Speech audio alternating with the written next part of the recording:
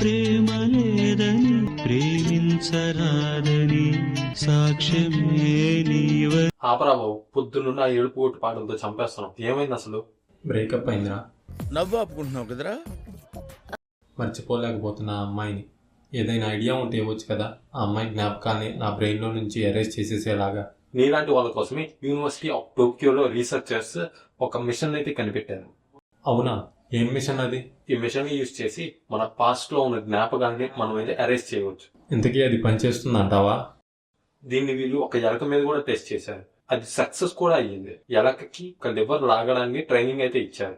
ఈ ఎక్స్పెరిమెంట్ చేసిన తర్వాత అది ఆ లివర్ లాగడాన్ని మర్చిపోయింది. తొందరలోనే వీళ్ళు దీన్ని మనుషుల మీద కూడా ప్రయోగాలు చేస్తామని అయితే చెప్తున్నారు. ఇది కనుక సక్సెస్ అయితే నీలాగా లవ్ ఫెయిల్యూర్స్ అయిన ప్రతి ఒక్కరికి ఇది ఒక వరంలా మారుతుంది.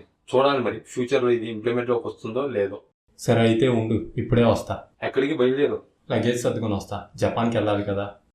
ఎవరురా నువ్వు? ఇంత టాలెంటెడ్ ఉన్నావు?